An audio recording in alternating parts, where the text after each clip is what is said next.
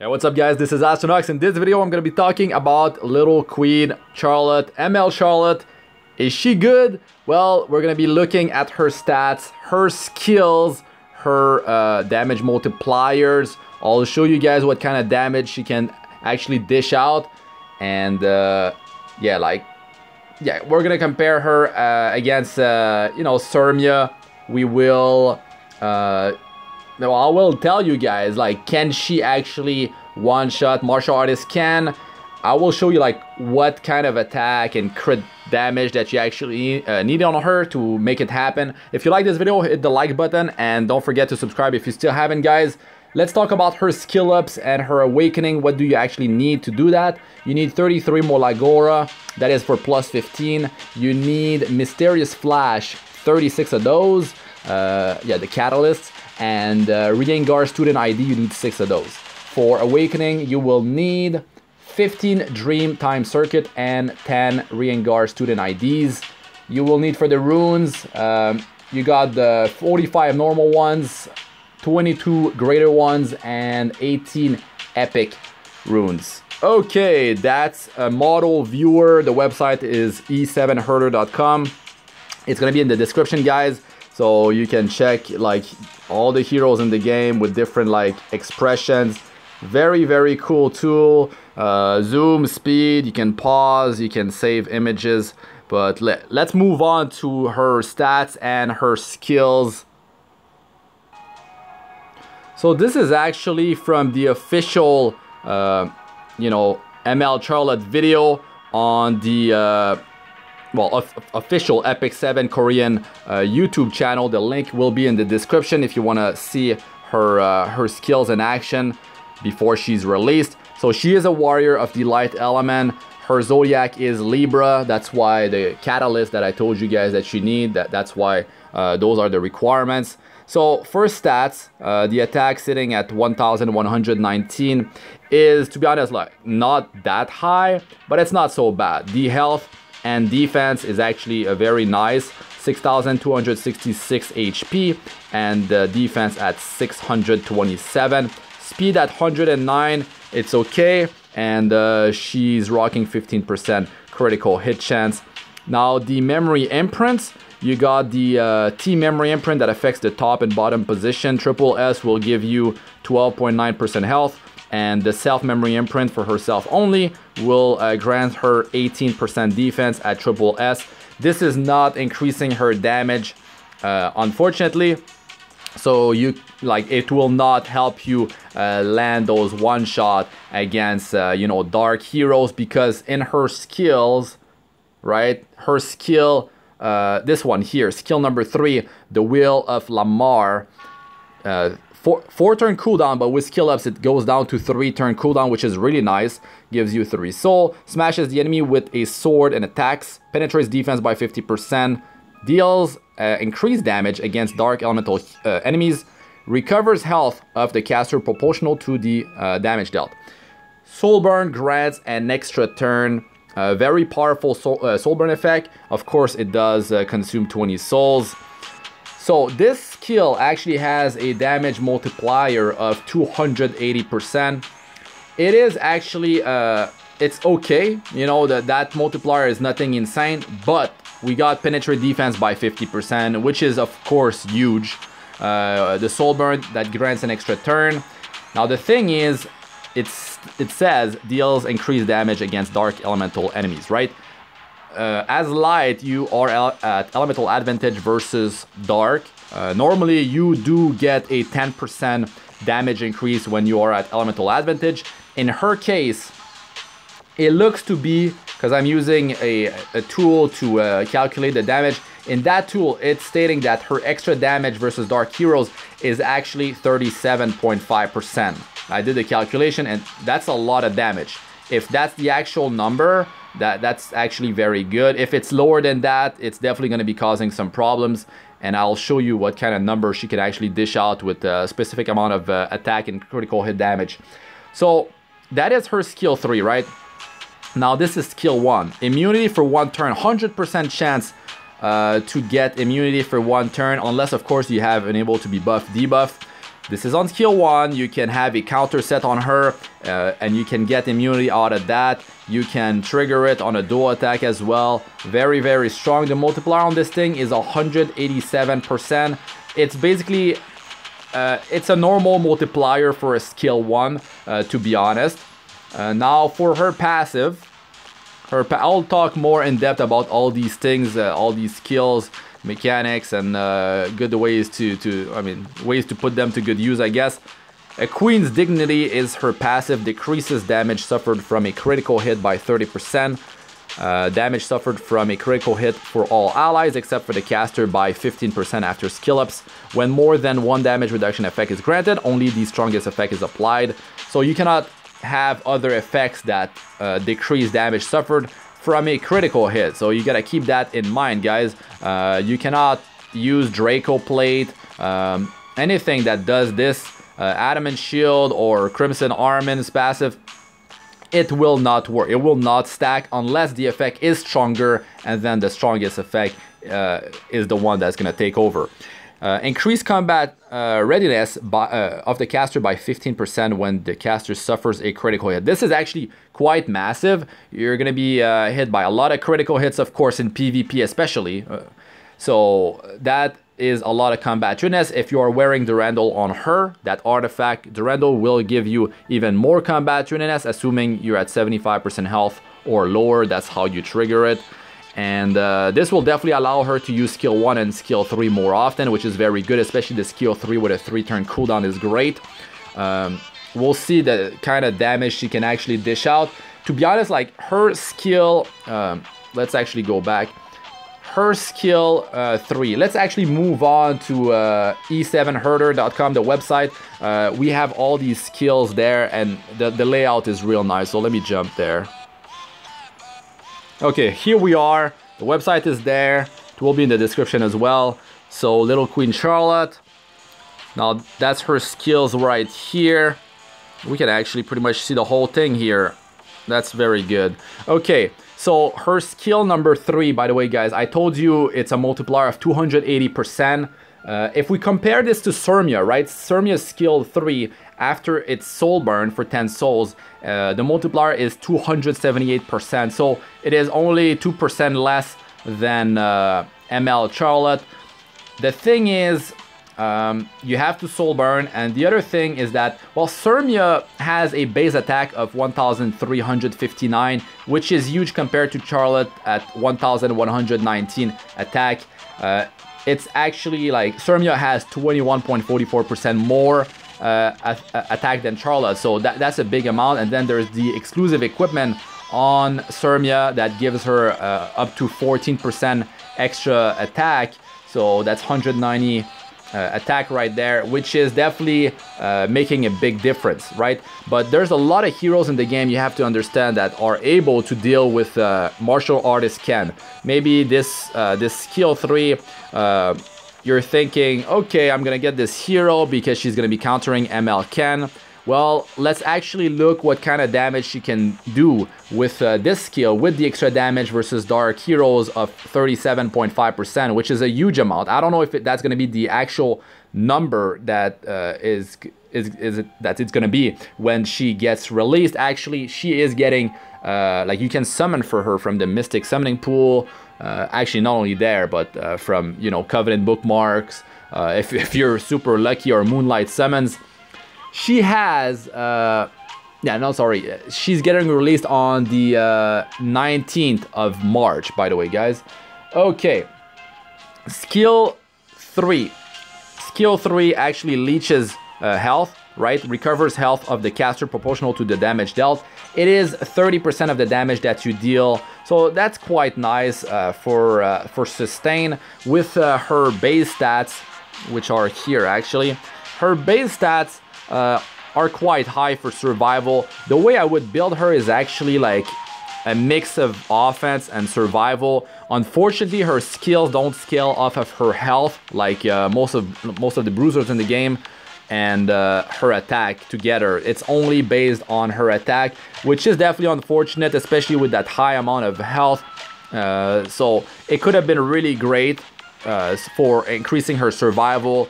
But the thing is, maybe she ends up dealing more damage this way. It's just that the gear ceiling for her is quite high. You do need a lot of stats for her. She's definitely super stat hungry. It's gonna be hard to make her tanky, aka like 15,000 health, defense at like over 1,000 for sure.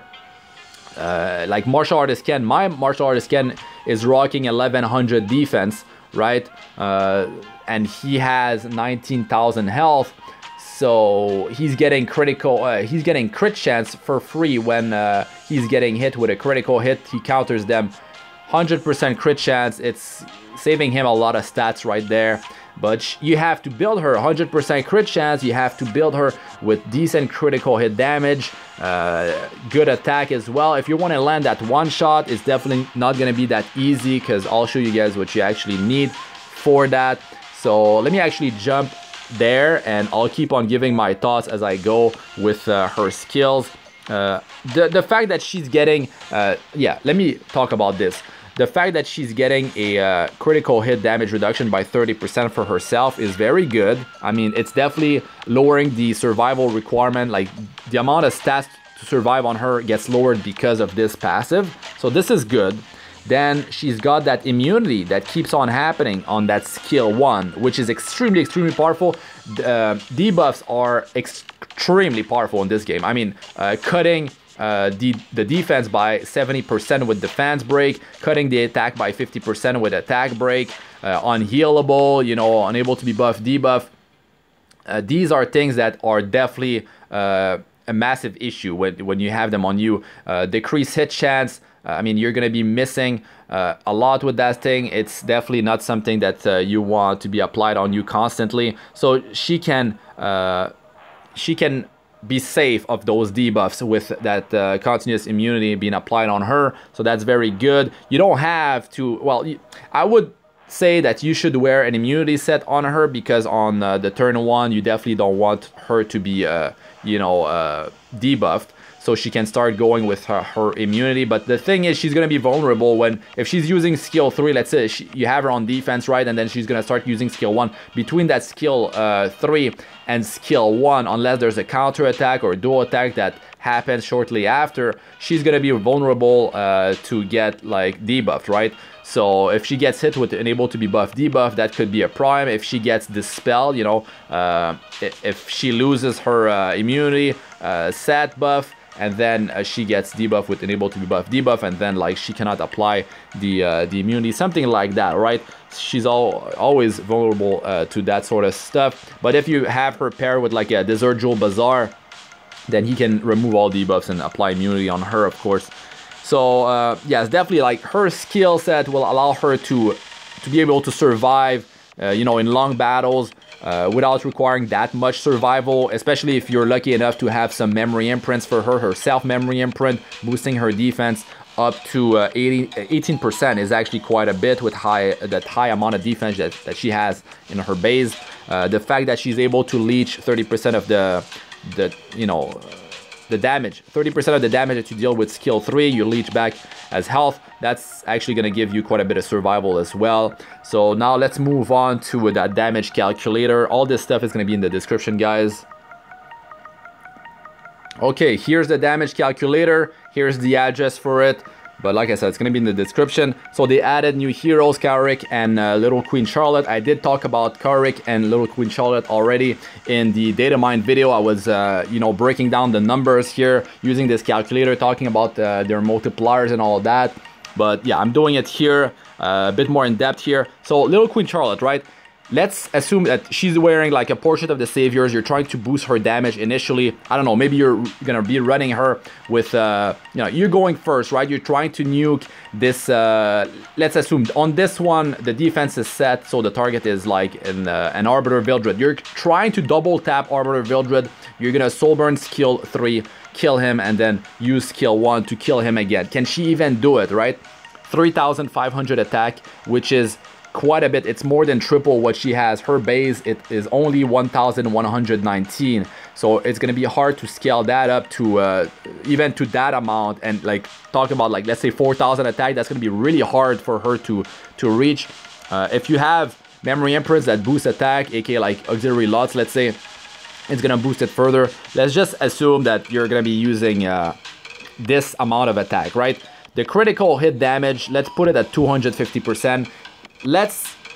Let's have her with a build that like has some survival, right? Not something that is like pure glass cannon, because if you're gonna be going with like pure damage, might as well just go with a hero that is like able to do some crazy numbers, like a Sermia, right? I mean, she can definitely one-shot any hero almost in the game, unless I mean they cannot die from one hit. But yeah, she is extremely powerful.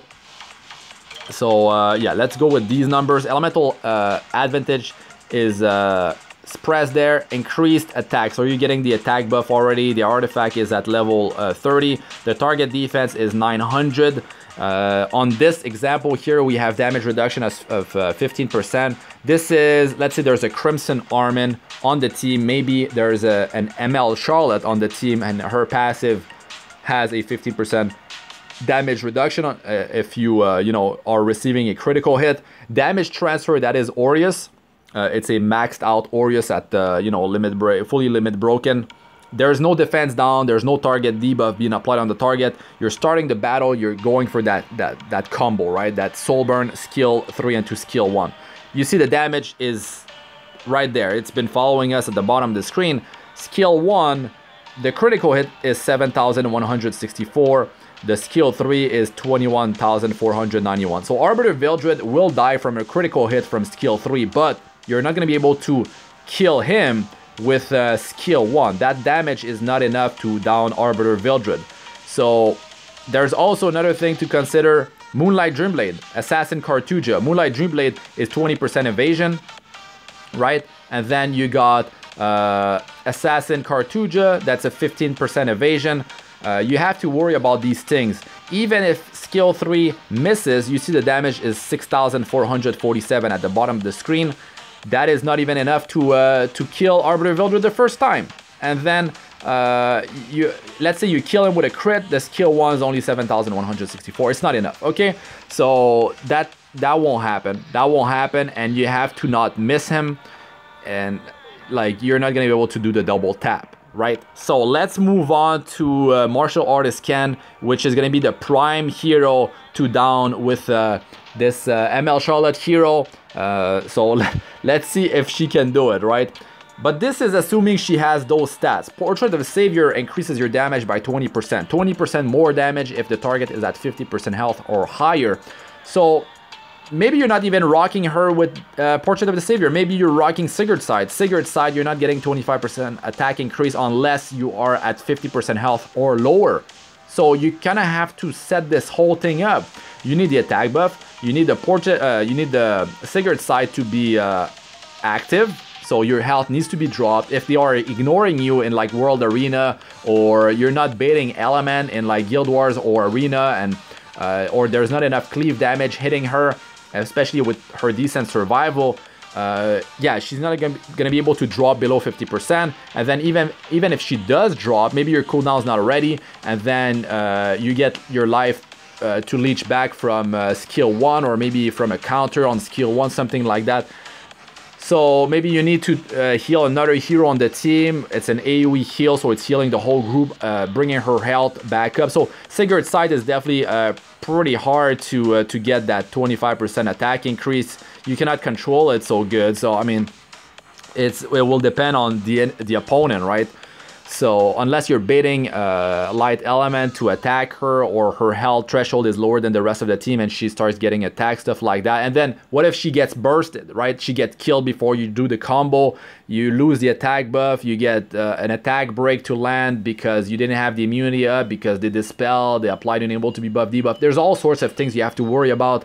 But yeah, anyways, let's talk about like best case scenario. You got the Portrait of the Saviors. It's happening, right?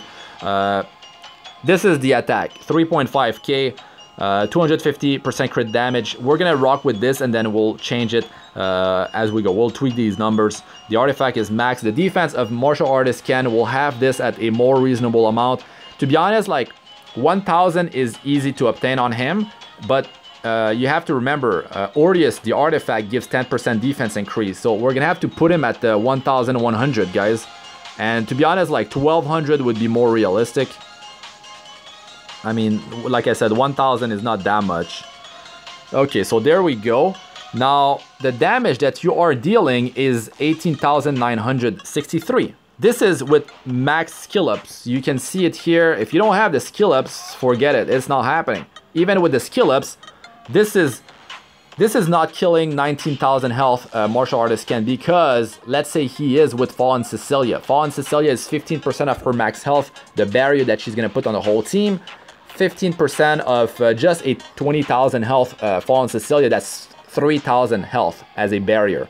So if he has 19,000, he's going up to you need to do, you know, over 22,000 damage worth of the hit needs to be of 22,000 damage and up. So it's not happening already, right? So let's say there is no Crimson Armament, there's no Adamant Shield, which is not something you can plan for. Maybe it's there and you didn't know. Maybe they're rocking 2 knights, right? So you couldn't know, even if Crimson Armament's not there, even if ML Charlotte's not there, even if yeah, so you cannot know.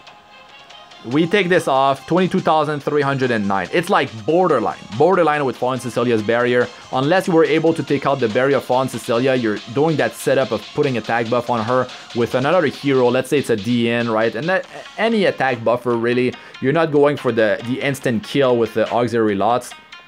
Then okay, you can make this happen even with Sigurd's Sight.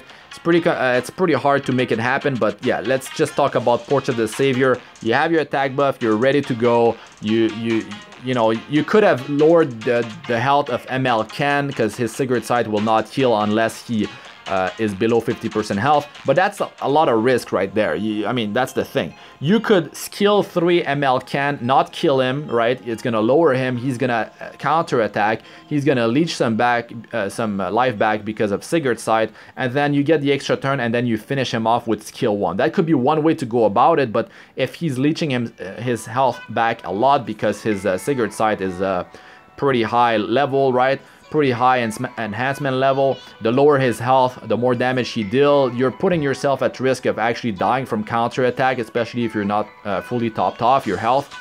So yeah, might as well just think about the one shot with the skill 3. I don't like these numbers. I don't feel too safe building this hero, you know, and going all in on her stats. But let's just go. Let's back it up. We're gonna back it up here. So this damage here was, okay, 22.3 thousand, right? Barely happening. Now, we're gonna back it up. We're gonna increase her stats. So, I feel like the critical hit damage is definitely something that you can increase. You know, you hit 20,000 already. You're going, it's pretty nice, pretty big difference as you add critical hit damage. You know, barely 19,000, and then, yeah. I'm gonna be talking about hero combos that you could run with her a little bit later in the video. Sorry about the length of the video.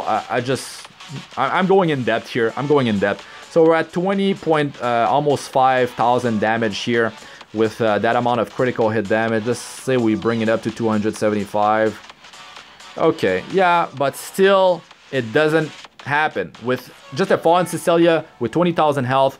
If you want to pop ML Ken initially, yeah, it's not even happening on turn 1 because you need at least 22,000 damage. And that is assuming this Fallen Cecilia has 20k HP. What if she has like 25k HP?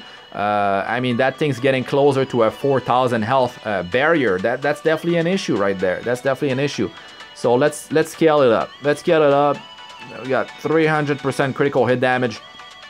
Now, to get a number like this and that amount of attack, you kind of need to, you might have to rely on a critical hit chance buff. That means your critical hit chance on the hero will be at 50%, let's say, right?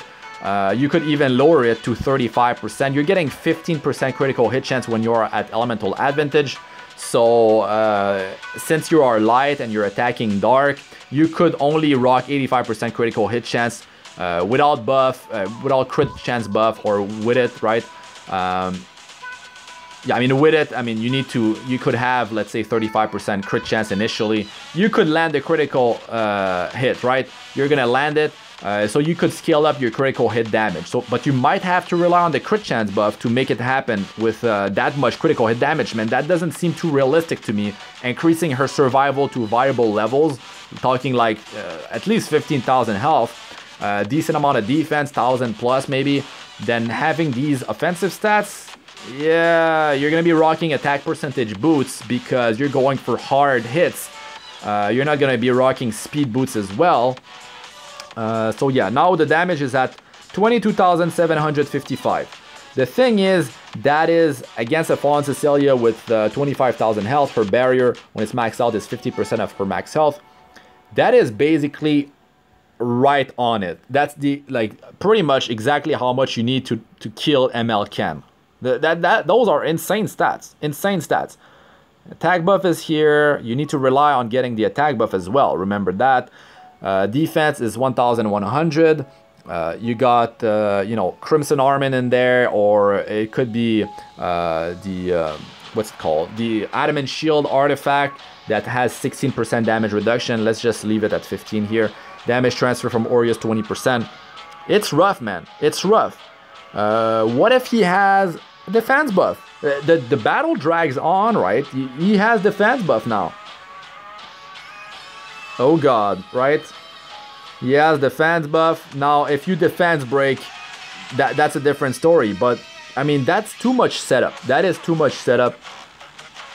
He has defense buff. You have target, right? You have target debuff. That is... It's fairly, like, realistic. I mean, it's definitely gonna increase the damage, but it's definitely making it easier, right? You're dealing 20% more damage. Decreasing defense is cutting the defense by 70%. She's already penetrating 50% of the target defense. So there's two damage, you know, decreasing effects going on. I mean, you cannot rely on defense break. Might as well go with a normal cleave team if you're going to be defense breaking, especially in arena. It makes things definitely much easier. Just go with, you know, a stripper. Let's say you're going Bazaar. You're going Tywin, right? Tywin is gonna soul burn for 20 souls, skill 3 defense break, and then he's gonna skill 2 to increase the critical hit chance 50% and have the attack buff, boost combat units by 50%. And then, like, your cleaver goes, like a Bloodblade Cairn. There are so many good cleavers, right? And you're just gonna destroy everything. You're gonna be dealing 25 to up to 50,000 damage per target, even higher than that. When you have defense break and these buffs, and you can increase your critical hit damage super high because you have the critical hit chance buff. You don't even need to worry about you know, about speed that much. Yeah. So I mean, it's definitely like her role as a hero that needs to, like, kind of like down martial artists can. There's other heroes that can, like, do bigger numbers, and they're not, you know, Moonlight natural 5-star heroes. So yeah. What else can I show here before I move on to showing some group compositions in the game? Let's say, like, the defense is even higher, right? It's like, that's just for putting it exactly on it.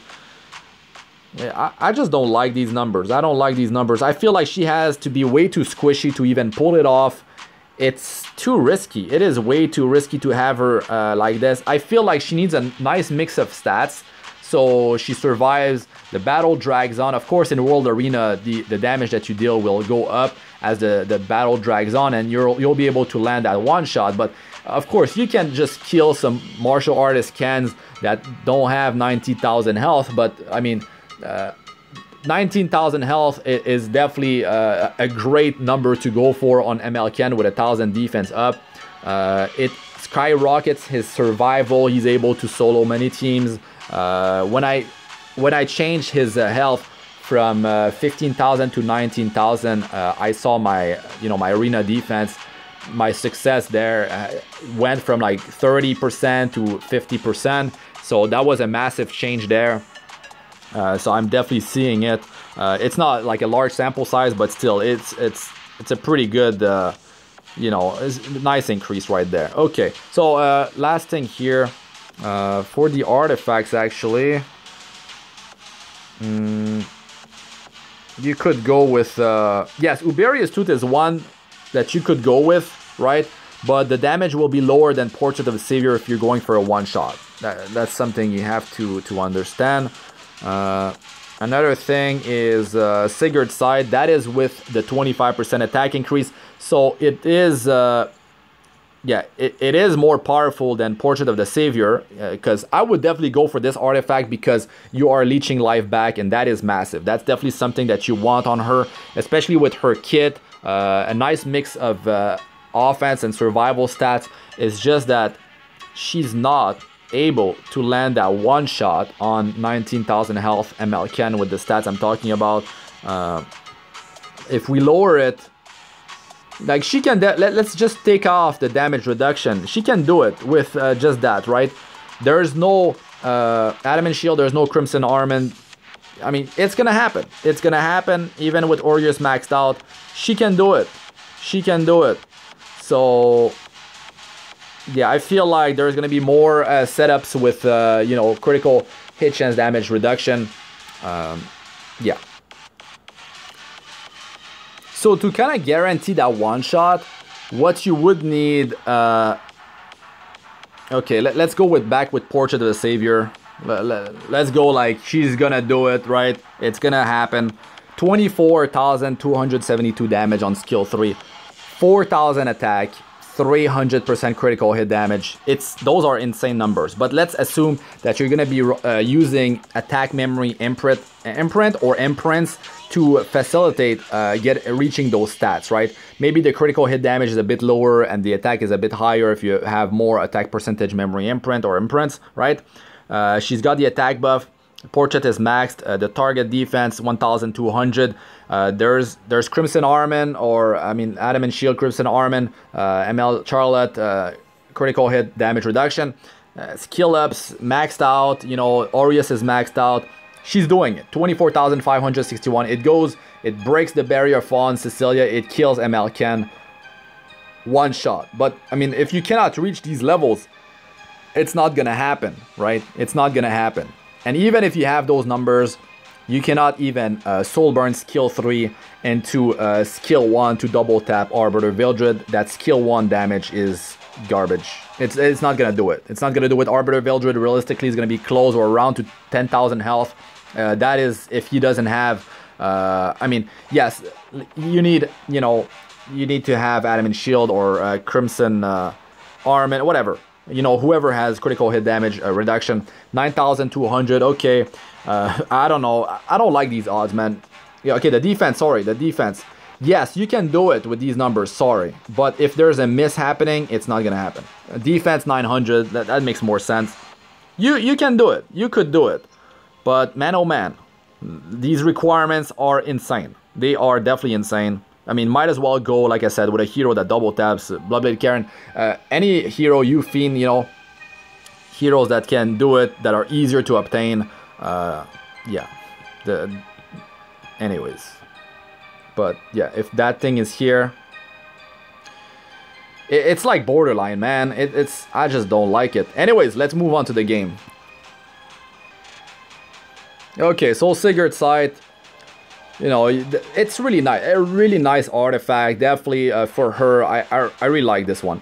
25% attack increase. That's a massive chunk, but your health need to be 50% or less than that. I mean, maybe it's 49% or less actually. And yeah, the leech, especially if you have this thing limit broken, is massive. Durandal, man, with her passive, that's going to be great. You got all sorts of counterattacks coming your way. I mean, constant stream of Seaside Bellona's skill 2 going off. You've got, you know, Elbrus Ritual Sword. You got counter sets and all that. So she's going to be hit with critical hits all the time, especially if there's a lot of cleavers, you know, a lot of AoE damage dealers. Doesn't have to be cleavers, but she needs to receive a critical hit to get the combat rune. So if you're going to be pairing her with DN, right, then you're going to reduce the critical hit chance coming your way with the buff, so that's kind of like deterring from getting her skill 3 to trigger, so keep that in mind. Durandal, it's going to be a really nice amount of combat shrewdness, though, if you're getting hit with critical hits and your health is 75% or lower. Uberius Tooth, you saw the damage, guys, is not that high compared to Portrait or you know, Sigurd's Sight when it's activated, but it might be that amount of damage that you know, allow you to land that killing blow maybe. So maybe you want to consider that one. Beside that, Draco Plate will not work, like I said, because the critical hit damage reduction, it just doesn't stack, guys. So don't think about using this artifact. You're just going to be losing too much value. Alansi Nox's Wrath on a long battle. This is going to be great. A lot of crit chance out of this thing. Definitely a very powerful artifact. 40% critical hit chance after 20 stacks have been built. I mean, it doesn't take too long. Whenever somebody's turn start, you get you know, 1/1/1, so it's pretty good. It is definitely very valuable. So beside that, I mean, you could go with a Hell Cutter if she's built slow. You know, a lot of you know, your team, the enemy is going off then, and she's on the slower side because you're rocking attack percentage boots. You know, so you could definitely yeah, you could definitely use that. Beside that, I mean, maybe if you're scared to not have that immunity going off, getting like to stick on her because you're scared of that unable to be buff debuff, maybe Crimson Seed, I guess, but I mean, her damage potential is definitely taking a hit. Strat Gauntlet, you won't need to stack a bunch of effect resistance on her because she's constantly getting immunity buff from skill 1, which is definitely a major plus for her. El's Fist could be used if you want to increase your attack and speed as your health goes down. It's definitely a massive increase though, but yeah, I mean, you need to lose some health for this thing to be activated. Now for heroes, let's say that you know, you want to double tap Arbiter Vildred, you got the grant extra turn with Yufine. She can definitely make it happen, you know, double kill him. Of course, there is Lilibet that can do real good with, especially with her exclusive equipment that increases her hit chance, countering you know, evasion, so she doesn't miss. So definitely a very powerful extinction, right, allowing you to not have Arbiter Vildred or Revivers just revive the target. So that is very powerful, a great hero for that, right? All sorts of hero can also land a one-shot on Martial Artist Ken. I did showcase Sirmia before with double auxiliary lots, auxiliary lots and lots, double lots, and yeah, since she's getting a greater attack buff for herself, she keeps on getting this, you know, the cooldown is being reduced on this skill 2. She can keep on going, like using this, using 2, 3, skill 2, skill 3. It's crazy. The damage is completely nuts. I mean, 30,000 up, like I've seen, yeah, definitely 30,000 to 40,000 up. Those are the numbers that I've seen on her, and she's definitely able to just keep on like deleting Martial Artist Ken, even Dark Corvus, no problem with this hero. Sirmia is definitely great. Her attack is insane. The exclusive equipment, a greater attack buff, is a massive deal. I mean, Luna could definitely land some one-shot with her skill 3. She's getting some stats as well from her passive, you know. There's definitely multiple ways to go about it. And there's also, like, let's actually show here, Bloodblade Karen, right? She is completely insane. You can double tap Arbiter Vildred. If you land a kill with this thing, right, grants the caster an extra turn when an enemy is defeated. So you are attacking like 4 targets in arena, and she's able to at least kill 1, but she's definitely gonna just delete the whole team with this thing, especially if you soul burn, especially if she's getting critical hit chance buff from Tywin, Challenger Domino, whatever. She has attack buff. She will definitely melt the whole team with this. And the damage from this skill 1, I mean, it's going to be over 10,000, no problem with these things. So you're going to be able to definitely kill Arbiter Vildred again. And this, as her health lowers, she deals even more damage. So, I mean, you guys must have seen some crazy numbers coming out of BBK before. Assassin Coley can definitely like land a one-shot on ML Ken. When you soul burn this thing, it gets double the damage. So, yeah, I mean, there's definitely multiple ways to go about it. The soul burn on this, only 10 souls. Sid, man, with a nice amount of offense and speed, he can deal some crazy numbers, especially with speed buff. Definitely can one-shot definitely can one-shot. So these are things you gotta keep in mind. Like you don't have to just go for this you know, ML Charlotte. She's not gonna be just like making you win you know, against every ML cans and Arbiter Villagers. That's gonna be the reality of things, you know. Specimen says, I mean, especially if there's a stun, right, that lands on the target, that target, he doesn't need crazy stats. He will just delete the target, penetrates the defense, and you know, he can keep on going. This thing just resets when he kills. It is completely crazy. He has extinction on this thing, but he's an ML natural 5-star. Even says you know, he can definitely land some one-shots with his skill 3. I mean, yeah, the gear ceiling on him is definitely going to be higher though.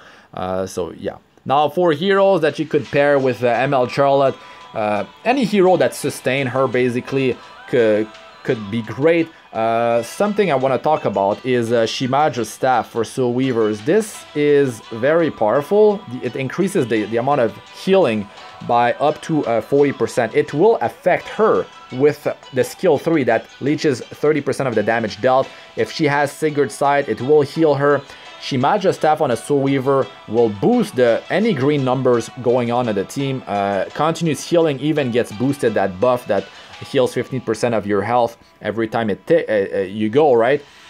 So you might want to consider this thing. You got the effect resistance boost by 20% for all allies as well that got added, so this thing was buffed. Especially the more sources of green numbers you have on the team, if you're going to be rocking 2 healers, if you got Sigurd's Sight, all this stuff is going to get boosted, guys. So for heroes, I mean, if she's paired with Ruel of Light, it's going to be quite powerful. You know, like a really crazy combo to take out. World Arena, the damage is going to go up as the battle drags on. The Prime is definitely my beef with her. Like that's definitely a weakness, is that her skill, they don't scale off of her max health and attack. So it's going to be harder to build her, right? It's going to be harder. Not your normal bruiser that you can throw a bunch of stats on and you're going to do pretty good, right? So balancing her stats will be, yeah, definitely super tough. I mean, Maid Chloe is going to be great with her. Ruel of Light, Desert Jewel Bazaar is going to be really great. DN might be an issue with her, you know, critical hit chance reduction buff here because she's not going to get so much combat readiness. She's not going to be receiving critical hits so often, so not so much combat readiness coming out of her skill 2 passive. It just won't happen unless you get hit with a critical hit. There is a Seaside Bellona that you have to worry about with her artifact, right? Her Riengar special drink. This thing, if she is built with high attack and doesn't have crit chance, maybe didn't build crit chance because this thing actually scales with her attack, and she deals so much damage. She can be built with more survival, and wearing this thing high attack, and don't worry about crit chance, critical hit damage, and it will not give combat trueness whenever ML Charlotte gets hit. Her passive will not work, so keep that in mind. Okay, let's go back to heroes here. Yeah, auxiliary laws, I want to talk about him. So Soul Weavers, most of them, I mean, they're going to be great, right? LENA, I mean, you could have LENA with Magahara's Tome, get hit with an AoE, and then she can cut in, then use skill 3, that's very powerful right there. Let's actually move on to, where is he? So auxiliary lots. If you're going to be relying on him, you know, you got the attack buff that goes up to 10.2% attack, triple S on this thing. So you could rely on this attack increase if you want to lower the amount of attack and critical hit damage you have on your ML Charlotte to land that one shot up against ML Ken. Then you got this thing giving full combat readiness and attack buff for 2 turns. And even if you soul burn, right, you have Tagil's Ancient Book on Oxlos because he's a mage, then you're going to be able to just like go with skill 1. And well, you're probably not going to be one-shotting someone on the enemy team. Maybe their health is lowered or something, but at least you're going to be able to soften up a second target after one-shotting like whatever dark threat it may be. The soul burn might allow you to actually double tap Dark Corvus as well. The damage can happen, you know, skill 3 deals can do that 20,000 damage, but of course you're gonna need quite a bit of like, the stats are gonna be they have to be nice, right? They have to be high, so that second hit might be enough for you to down Dark Corvus. Things that you want to keep in mind, maybe you're gonna be using Oxlost with her in a guild war with a support, but she can definitely do really good in you know, PvP. It might be offense, it might be defense. Definitely a very powerful hero in both of them. I would say that she shines the most in World Arena, and then it would be Guild Wars. I would say on offense more so than on defense, because of course the AI could be baited, you know, into attacking a dark hero that's very tanky. There's no soul burn there, so she's not going to be able to get that extra attack. It's much easier when you're facing team comps on defense, of course. So of course on offense she's going to be stronger there. In Guild Wars, same as in Arena, but in Arena it's just simpler to just, you know, speed cleave everything basically. You don't have, you know, you're not gonna have a headache by doing that compared to some team compositions that might end up with a super long battle or something like that. You end up dying from the lightning damage because you can't land that one shot. So yeah. So in PvE though, something that is great with her kit, actually let's move back to her skills. Okay, let's finish this thing here. So with her skills, so in PvE she doesn't have any debuff that she lands on target, right? So it's actually going to be quite useful for like the Abyss, right? Because some floors you don't want to actually land any debuff. So that's pretty nice right there, right? I mean, the immunity is going to be really great for upping her survival, making her like constantly deal, you know, max damage, don't have to deal with all these annoying debuffs. Like I said, the decreased damage suffered from a critical hit by 30%. That's going to be coming more handy in PvP compared to PvE, of course. Definitely lowering the amount of survival stats that she does require. And she does help the team with that 15% damage reduction from critical hits. Skill 3, the leech.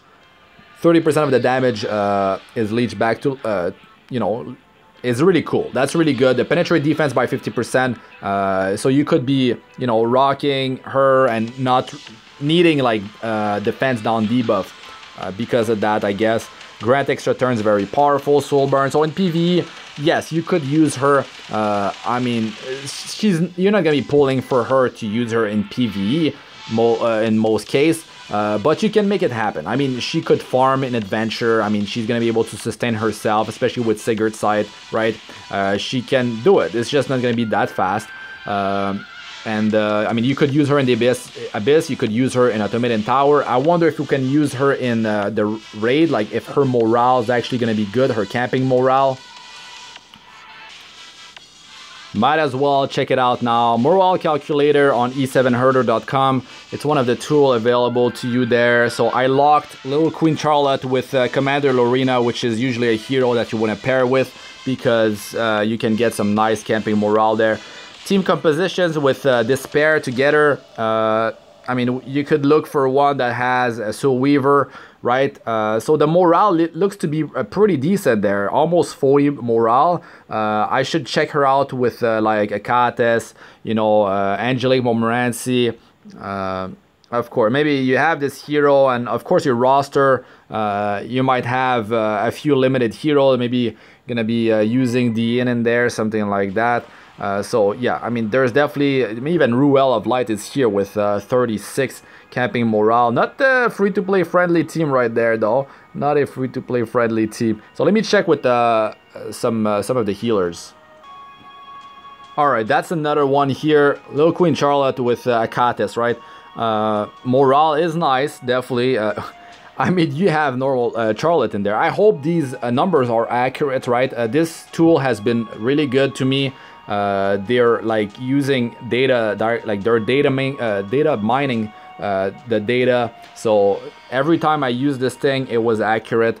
So yeah, now you see with Akates, there's quite a few team compositions. So you could go with something you like in here, but you can definitely go in there and use heroes that you have on your roster. Lock the one that you you prefer. And yeah, you can see the team composition, different combos that you could go with. Even here we got Dingo, right? Blaze Dingo, he's got some sustain, that's good. So many different team composition can be done. Look, this morale is definitely good. It looks to be like she's actually has good synergy there, which is great. You probably wouldn't run her with Angelica because she's getting that immunity buff from skill 1, but look at this, like the morale's really high there. Really high there. You could run double Charlottes. Double Charlottes.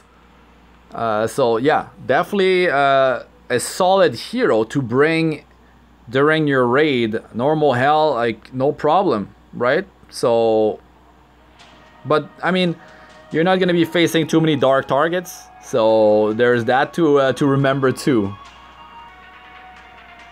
Alright, so with DN, right, you want that that attack buff.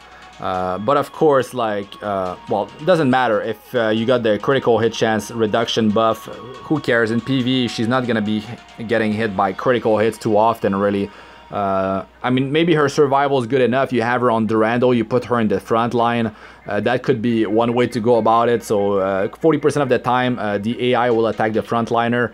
So it really depends. If you have a nice balance of stats and you feel confident that she can hold the front line, she's definitely going to be getting quite a bit of combat journess with Durandal. But the critical hits, I mean, they're not really going to be happening, especially with DN and PvE. It just pretty much won't happen. Unless it's going to be a guaranteed critical hit coming your way. Still, it's going to be a 50-50 with the buff. The morale is not as good. But anyways, you can go in there, try different teams out. Maybe it's not even with ML Charlotte. You can use this tool for any type of combination that you want. And you can definitely maximize on the amount of morale that you do obtain. Very powerful tool, e7herder.com. All this stuff is going to be in the description of the video, guys. Anyways, that's it for this one. Thanks for watching. I'm Astranox. Like, comment, and subscribe for more. Press the bell icon for to be notified whenever I release a new video. And check out my other videos. They should be showing up on the screen now. I got playlists of all sorts for PvE and PvP, Arena, Guild Wars, guides, tips, and how-tos, and Abyss Floor 62+, as well as best starter guides for my early to mid-game players for fast progression. So good luck with all you do, guys, and join my Discord server. Like, it's free to join, guys. We have over 1,000 members. So if you want to get help or help the community, feel free to join.